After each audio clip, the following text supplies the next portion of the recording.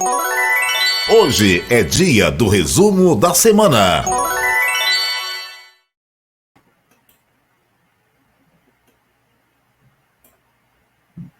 Bom dia a todos.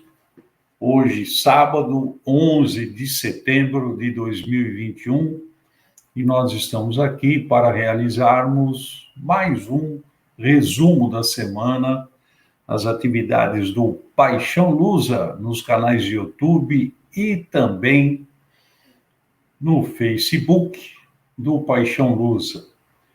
E aqueles que não tiveram a oportunidade de assistir os programas, os 5 programas dessa semana, terão aqui um resumo do que eles levaram ao conhecimento do nosso público, ao conhecimento daqueles que gostam da Portuguesa, que gostam do esporte, e os próprios simpatizantes da Portuguesa, que genuinamente não são torcedores da Portuguesa, torcedores de outros clubes, mas que gostam de saber, de acompanhar as notícias da Portuguesa de Desportos. Então, nós estamos iniciando o resumo desta semana. Lembrando que na segunda-feira, na edição 1564 do Paixão Lusa, no quadro Arquivo Rubro-Verde, nós fizemos uma lembrança, uma volta no tempo, ao dia 6 de setembro, segunda-feira foi dia 6, de 1980. Um jogo onde a Portuguesa ganhou da Ponte Preta no Canindé por 2-0. Falamos daquele jogo, um jogo que a Portuguesa jogou desfalcada de 4 titulares, Toquinho, Zé Mário, Duílio e também o Fantique, lateral esquerdo, mas conseguiu uma vitória importante.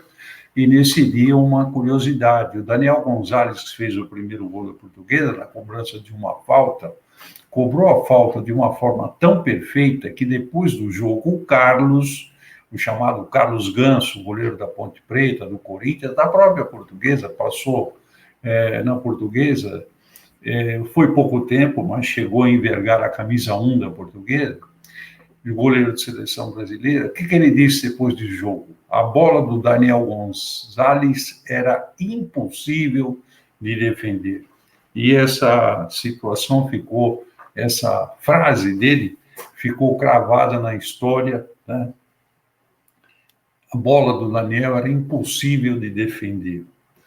Partindo isso de um grande goleiro, nós podemos imaginar, né, aqueles que não viram o lance, a qualidade na cobrança da falta do Daniel, o primeiro gol, depois a Portuguesa fez o segundo gol e venceu a Ponte Preta.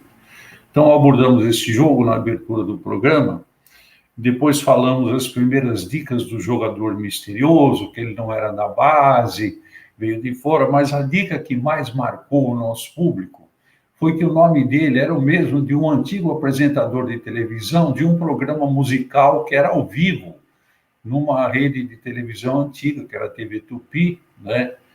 E foi muito interessante que muita gente, através dessa dica, acabou acertando o misterioso.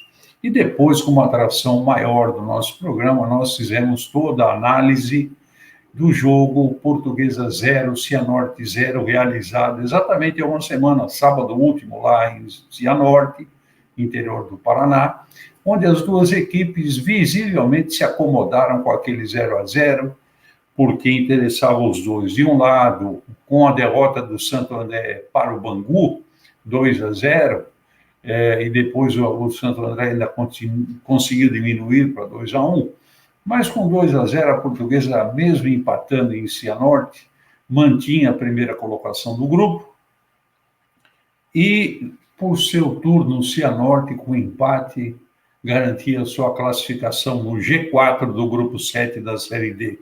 Então, foi um jogo onde as duas equipes não procuraram com muita vontade o gol adversário, não. O 0-0 era bom para todo mundo e o 0-0 acabou permanecendo e nós acabamos fazendo uma análise do jogo.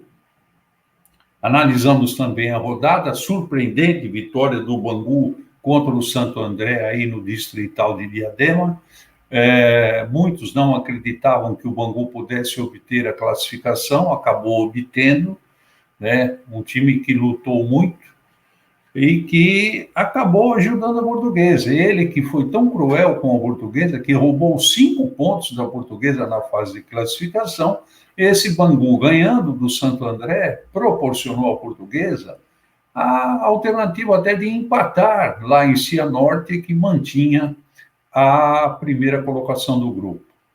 E nós abordamos tudo isso, repito, na segunda-feira. Na segunda-feira também, nós falamos do time da semana, né? E que começou a ser divulgado até na terça. Muito bem. Na terça-feira, na edição 1565 do Paixão Lusa, nós tivemos como atração maior a entrevista com o ex-lateral, ex-capitão da Barcelusa, Marcelo Cordeiro, um jogador que guarda um carinho muito grande pela Portuguesa, que sempre que pode elogia a sua passagem na Portuguesa. O título da Barcelusa tem muita importância para ele. Ele falou dos meandros da Barcelusa, da importância de Marco Antônio, de Everton, dos meninos Guilherme, Henrique, que eram jogadores que estavam emergindo naquela época e que, com o apoio dos mais experientes, eles se tornaram grandes jogadores. Então, foi muito legal comentar a Barcelusa com o Marcelo Cordeiro, que defende o profissionalismo do nosso futebol. Ele defende a evolução do futebol dos clubes. Ele entende que não há mais condições de terem diretores amadores tomando conta do futebol, né? Aqueles apaixonados, aqueles fervorosos torcedores não reúnem condições de hoje trabalhar no futebol profissional. É preciso ter uma outra linha, uma outra filosofia. E dentro dessa linha, dentro dessa filosofia, o futebol ser tratado, ser dirigido, ser gerido, ou melhor, ser gerado, né, por dirigentes profissionais, ex-atletas e tal. Então, nós abordamos muitas situações com Marcelo Cordeiro, uma entrevista interessante, dentro do arquivo que nós falamos do arquivo rubro-verde da terça-feira. Nós retratamos um jogo entre Portuguesa e Ponte Preta, realizado no Moisés Lucarelli. Foi a maior goleada da Portuguesa lá no Estádio Campineiro, 6-2 diante da Ponte Preta, e onde o Alfeu, jogador da Portuguesa, teve uma grande atuação, o Raul Klein, ponteiro esquerdo também, né? E no dia seguinte, o próprio jornal Estado de São Paulo destacou a atuação da Portuguesa como uma das melhores do time do Canindé. Então, na terça-feira, registramos também essa condição de goleada da Portuguesa. Foi o nosso segundo dia das dicas da semana do jogador misterioso. Já na quarta-feira, na edição 1566 do programa Paixão Lusa, nós fizemos um retrospecto de Portuguesa e Caxias, né, cuja primeira partida foi disputada em 1976, em novembro, no Pacaembu, um sábado à tarde de muita chuva, e a Portuguesa acabou sendo derrotada pelo Caxias por 4-3, um jogo de muitos gols, cujo primeiro tempo o Caxias vencia já por 2-0. A Portuguesa diminuiu, a Portuguesa sequer chegou a empatar o jogo, que o Caxias fez 3-1, a Portuguesa fez 3-2, o Caxias fez 4-2 e depois a Portuguesa ainda diminuiu, fez 4-3. No finzinho, já faltando 1 ou 2 minutos, o Dirceu fez um gol para a Portuguesa. Então, nós abordamos esse jogo, um jogo histórico, o primeiro de Caxias e Portuguesa. Foram 7 jogos até aqui, com 4 vitórias da Portuguesa, 2 empates e 1 vitória do Caxias. E também nós, na quarta-feira, nós falamos do futebol da Portuguesa, dos atletas que estão dos atletas que têm um cartão amarelo, que iniciam essa fase da Série D com um cartão amarelo, né? Davidson, Fernando Lombardi, Gilberto Alemão, Magrão, Patrick, o Marco lateral, Tauan, Wellington Reis, Hermine Tito, todo mundo tem um cartão amarelo, são 10 atletas.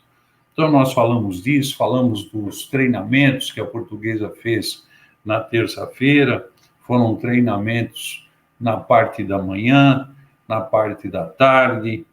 Houve uma definição na terça-feira, divulgada a definição da segunda data do jogo Portuguesa e Caxias. Amanhã teremos o primeiro encontro em Caxias às 15 horas. O segundo jogo será no sábado próximo, exatamente daqui uma semana, às 15 horas, às 16 horas, ou melhor, no Canindé, com transmissão pela TV Brasil.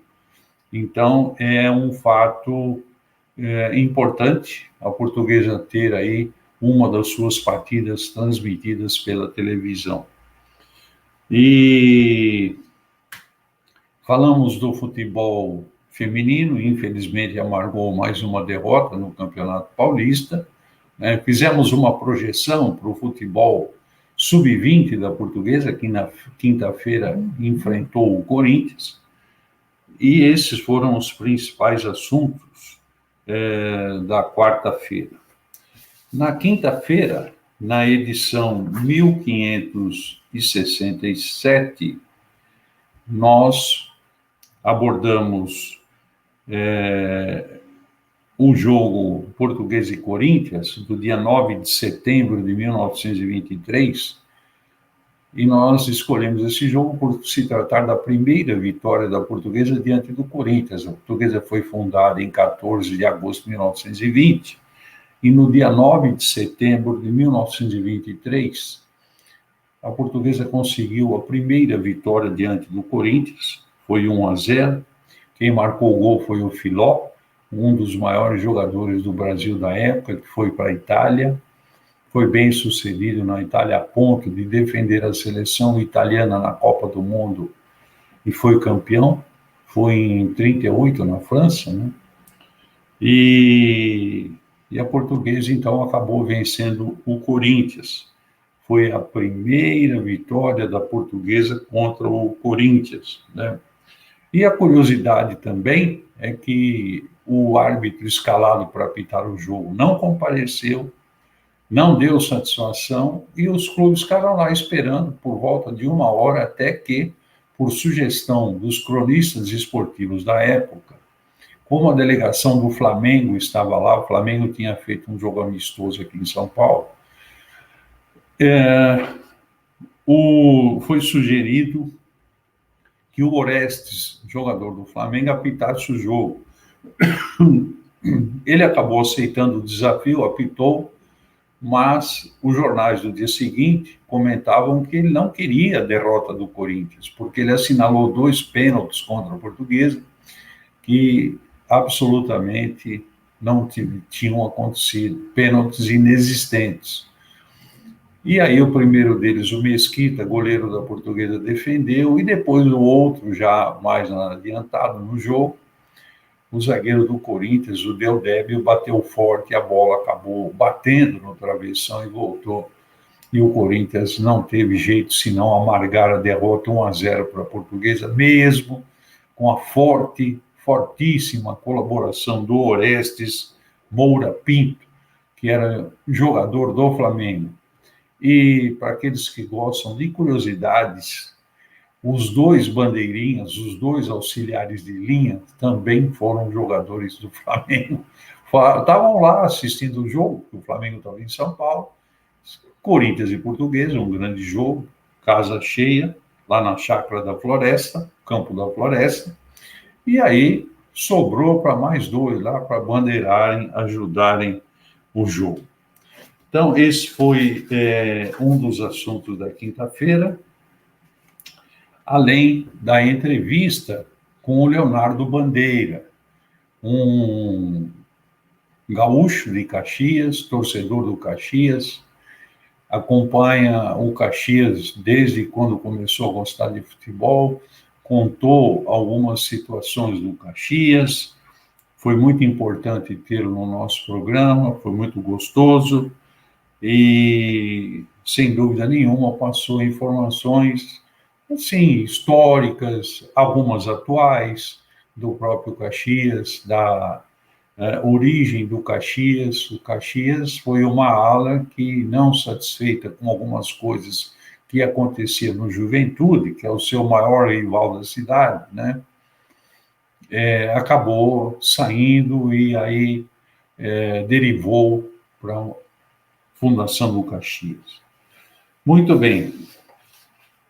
E também, na quinta-feira, nós tivemos a realização do jogo do futebol sub-20, onde a Portuguesa acabou sendo derrotada pelo Corinthians por 2-0, lá no Parque São Jorge, embora o time da Portuguesa no primeiro tempo tivesse segurado o Corinthians no 0-0, a melhor condição técnica, a superioridade do Corinthians ficou estampada no segundo tempo, e com menos de 10 minutos o Corinthians já vencia a Portuguesa por 2-0, e esse placar foi mantido até o final da partida.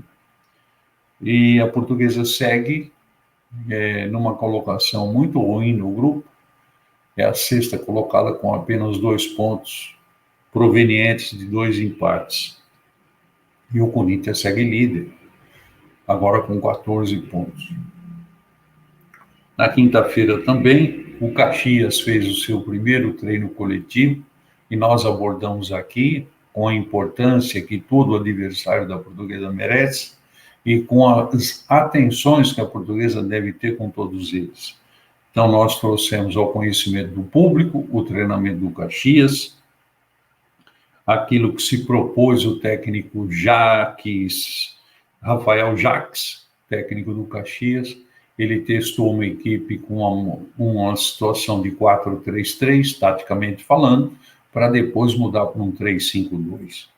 Testou alguns jogadores. Esse foi o treino de quinta-feira do Caxias. Do lado da Portuguesa, o Tito voltou a treinar, houve um treinamento no período da manhã no Canindé, depois à tarde aqueles jogadores que necessitavam de um reforço físico ficaram lá no CT fazendo um treinamento, e esse foi um resumo do nosso programa na quinta-feira.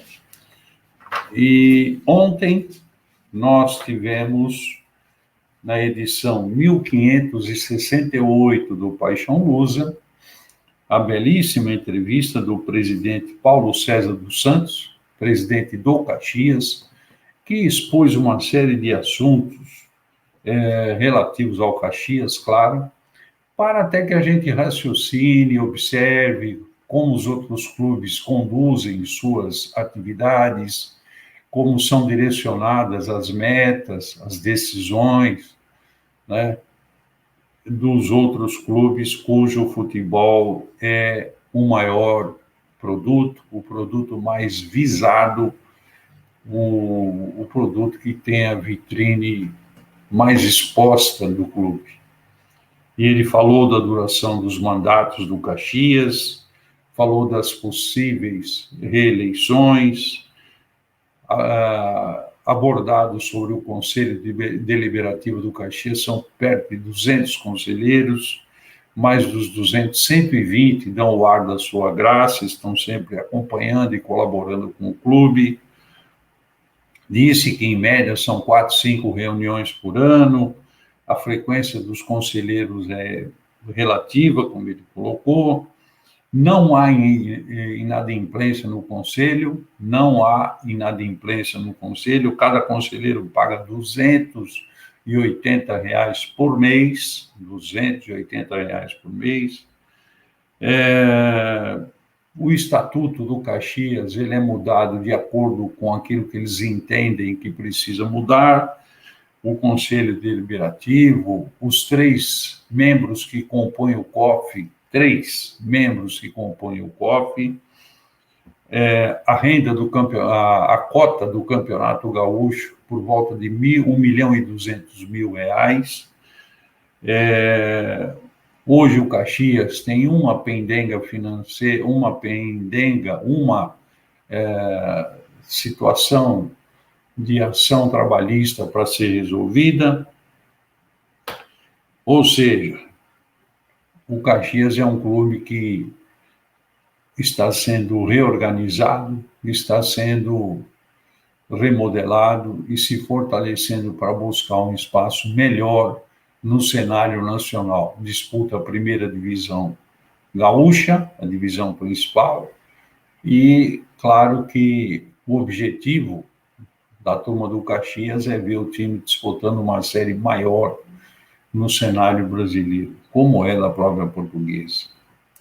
Uma entrevista muito boa. Depois disso, nós fizemos o nosso arquivo rubro-verde, ontem abordando uma vitória da Portuguesa, 2-1 diante do Palmeiras, em 10 de dezembro de 77, o dia que o Enéas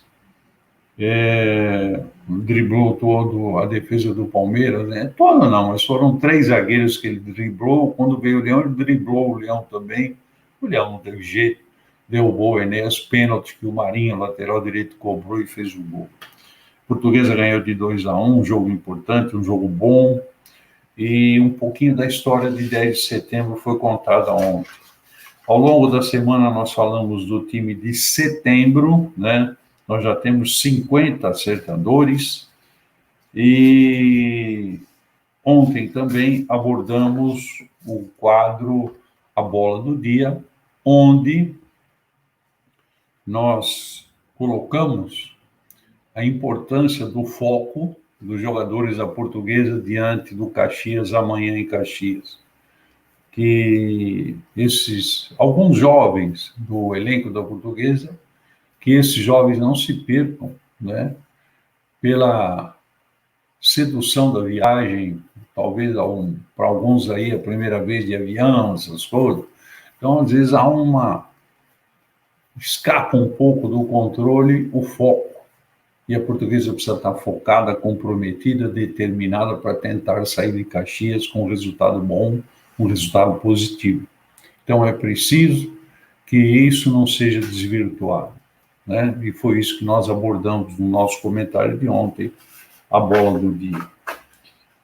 Um jogador misterioso foi sorteado, porque ele foi divulgado, o Ayrton, atacante de 1955, campeão pelo Rio São Paulo, era um jogador misterioso essa semana, né? Um jogador que fez mais de 30 gols com a camisa portuguesa, e um jogador que foi importante naquela campanha do Rio São Paulo, até porque no primeiro jogo contra o Palmeiras, ele fez um dos 2 gols da Portuguesa, onde a Portuguesa empatou um jogo e ganhou o outro. Então, tá aí, abordamos os principais assuntos da Portuguesa. Ontem, um treino recreativo no próprio CT, onde os jogadores fizeram uma física bem leve, recreativo, almoçaram e partiram para Porto Alegre, onde de avião, depois até Caxias, viagem de ônibus. Então, foi abordado tudo isso. Há uma dúvida, né? Nós estamos fazendo esse boletim agora de manhã, são 11h35, não se sabe se vai o Tito para o jogo ou o Hermínio. Se o Tito tiver condições físicas para o jogo, ele é o titular, joga. Se não, o Hermínio será o camisa 9 da Portuguesa. Então, diante disso, a Portuguesa deverá jogar com o Davidson, Jefferson Feijão, William Magrão, Patrick e o Denis Neves. Kaique Marzagão e Danilo Pereira, Lucas Douglas, Tito ou Hermínio e o Cezinha. Provável Portuguesa para hoje. A arbitragem ficará por conta do carioca Daniel Vitor Costa Silva.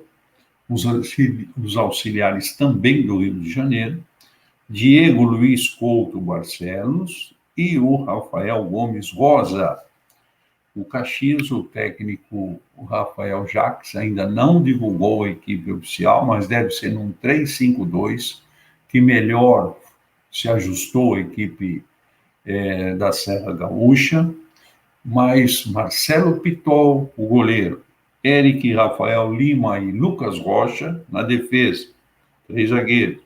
Lucas Carvalho, Marlon, Paulinho Santos, Diogo Oliveira, Bruno El, 5 do meio campo. E na frente, Michel e Kelvin ou Jean Dias. Esses deverão compor o time do Caxias para enfrentar a Portuguesa amanhã à tarde, 15 horas, lá no Estádio Centenário, na Serra Gaúcha. Quero agradecer a todos pela companhia, por prestigiar aqueles que tiveram a oportunidade de prestigiar o programa durante a semana, a nossa programação, ou aqueles que não tiveram a oportunidade, mas que agora estão nos acompanhando.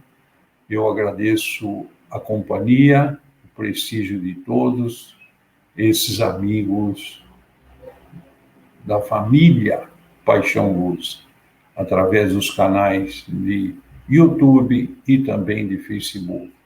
Agradecendo o pessoal da técnica, agradecendo ao nosso querido Marconi pela competência, pela paciência. Muito obrigado, um bom final de semana e torçamos bastante pela Portuguesa para que ela consiga voltar do Rio Grande do Sul com um grande resultado, uma grande vitória, para que no sábado carimbe a sua passagem ao segundo mata-mata da Série D. É um caminho árduo, um caminho difícil, onde a Portuguesa, mais do que nunca, vai precisar de muita vontade, muita determinação, muito comprometimento por parte dos seus atletas. E a gente torce muito para que eles estejam imbuídos do melhor propósito. O melhor propósito é recolocar a Portuguesa na Série C do Brasileiro. Tirar da onde os incompetentes dirigentes da Portuguesa a colocaram. Um bom dia a todos, obrigado ao Marconi e até a nossa próxima programação esportiva, que será segunda-feira, 20 horas, com mais uma edição do nosso Paixão Lusa. Até lá.